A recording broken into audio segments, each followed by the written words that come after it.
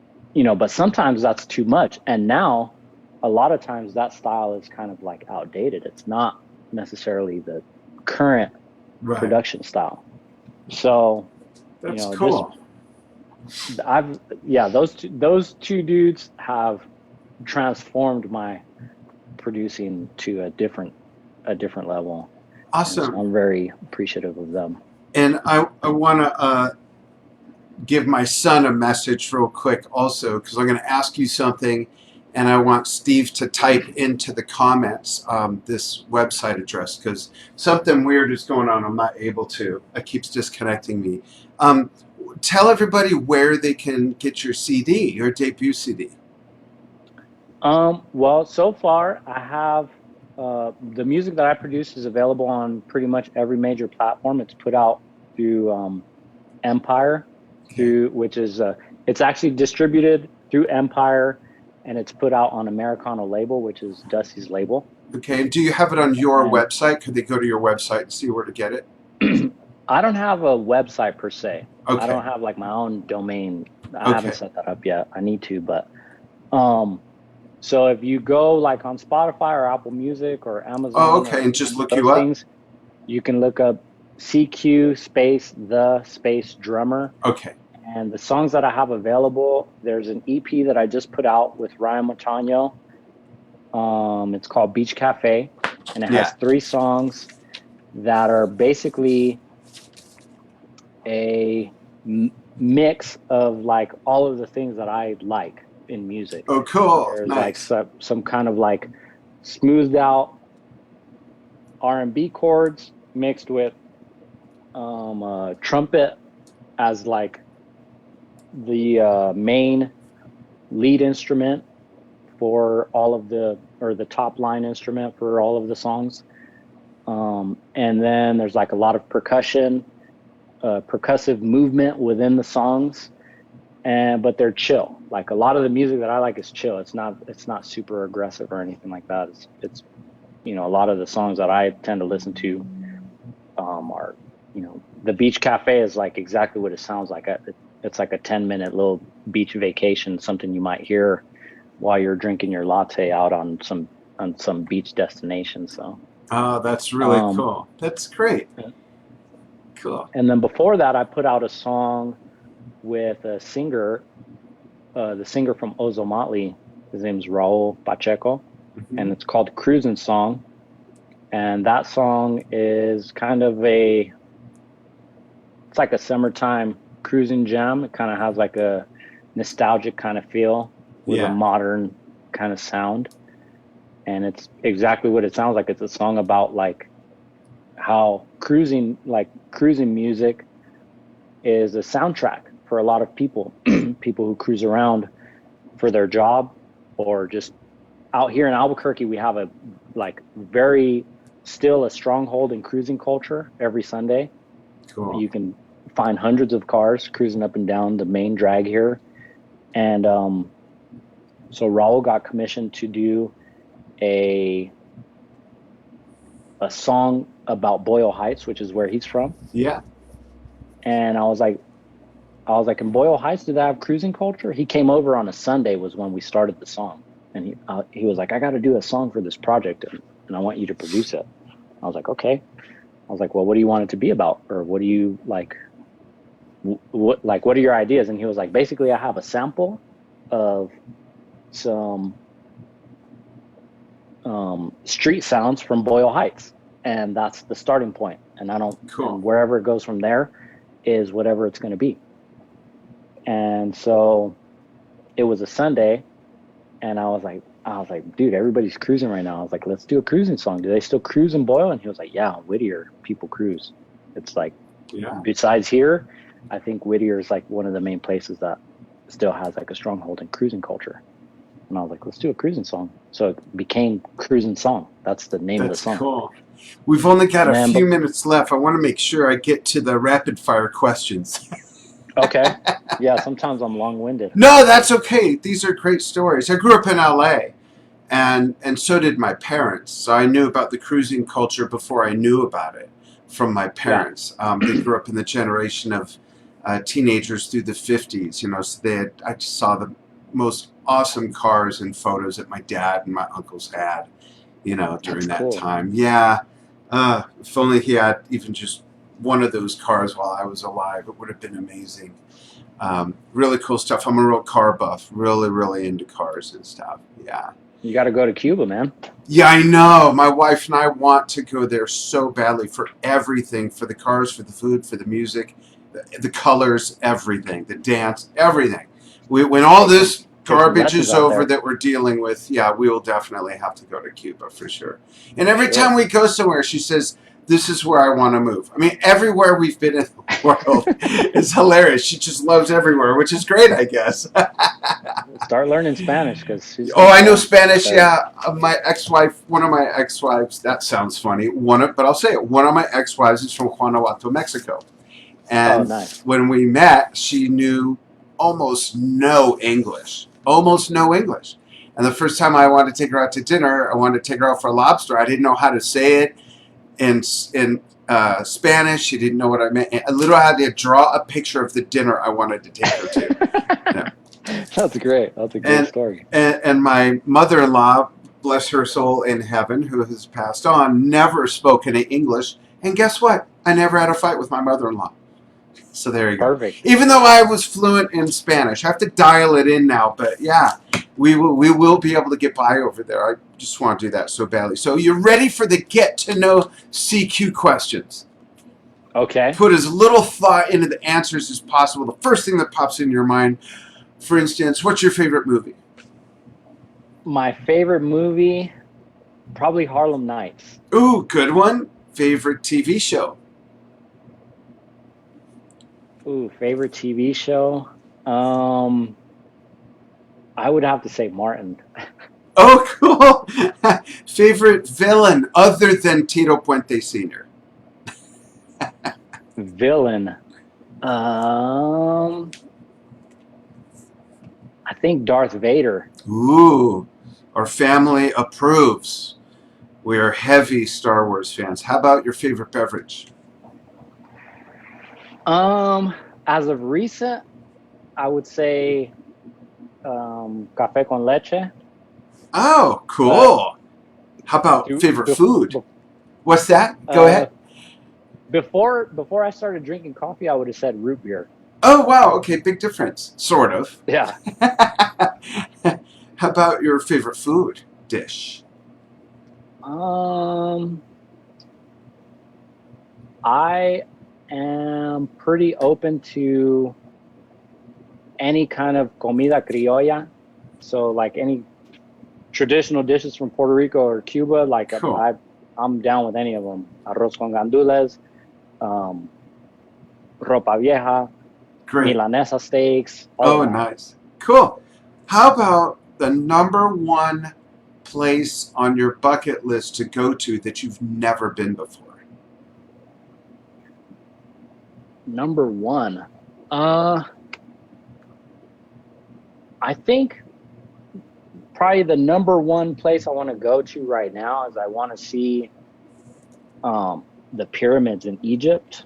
Ooh, that is high on our list too. Yeah. So yeah, but you know, I you know, music to me always seemed like an avenue to see all of the places in the world. Yeah. Like, you know, before all this stuff happened, it was like, you know, who gets to move around the whole world? Musicians. They get to see all the places. They get to go everywhere. They get to, you know, tourist every country. You know, they hopefully get popular enough. So, you know, that was part of one of the things that drew me to music, was that you get to go and see all the places in the world. So awesome. You know, Japan's on my list. Egypt, Australia, New Zealand. Great. Yeah, been to Australia and Japan. They're both awesome. They're great, and the people are great too. Last question is, what is your stuck on an island album that you could never get tired of? Stuck on an island album.